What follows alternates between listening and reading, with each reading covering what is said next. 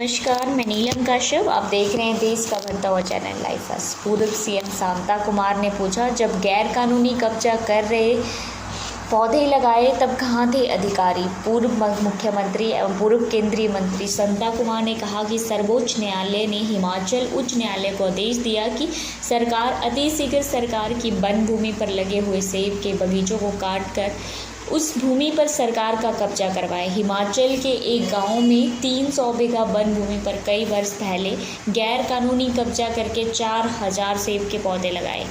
आज वहां शानदार बगीचा है और सेब के पौधों पर लगे हुए सेब अपनी लाली बिखेर रहे हैं। अब अदालत के आदेश पर उन पेड़ों को काटा जा रहा है।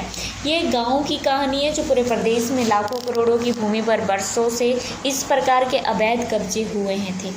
उन्होंने कहा था कि सरकार की वन भूमि पर गैर कानूनी कब्जा एक दिन में नहीं हुआ।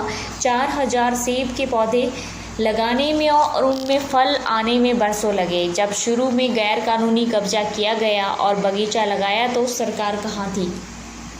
आज के समय में हर जगह सरकार होती है, अधिकारी और कर्मचारी होते हैं, परंतु भ्रष्टाचार के प्रभाव में चंद चांदी के सिक्कों में सबका ईमान बिकता है और पूरे देश में इस प्रकार की शर्मनाक घटनाएं होती है। शांता कुमार ने सर्वोच्च न्यायालय और उच्च न्यायालय से बड़ी नम्रता के साथ एक प्रश्न पूछा कि कई वर्षों के बाद सरकार की वन भूमि पर लगे इन पेड़ों को काटने के आदेश तो दे दिए, परंतु न्यायालय ने ये क्यों नहीं सोचा कि यह अपराध सबसे पहले कब्जा करने और पेड़ के पौधे लगाने पर हुआ था। न्यायालय ने इसके साथ ही यह आदेश क्यों नहीं दिया कि सबसे पहले अवैध कब्जा होने पर उस समय के कर्मचारी और अधिकारियों पर भी मुकदमा चले और उन्हें भी सख्त सज़ा दी जाए। उन्होंने कहा कि पूरे देश में बहुत से स्थानों पर अवैध कब्जे होते हैं और लाखों करोड़ों रुपए के भवन बनाकर किराए पर दिए जाते हैं।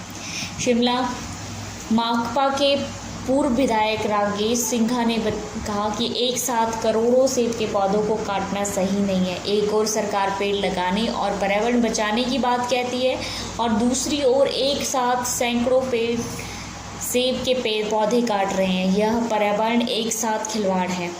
उत्पादक संघ ने भी गहरी नाराजगी और चिंता जाहिर की है। संघ ने राज्य सरकार से अपील की है कि हाई कोर्ट में याचिका दायर की जाए। उन्होंने कहा कि वन विभाग अपनी जीवन में सेब के पौधों को अपने अधीन कर सकता था और उन्हें इससे स्वयं बेच सकता था। आप जुड़े रहिए लाइव फर्स्ट टीवी के साथ। धन्यवाद।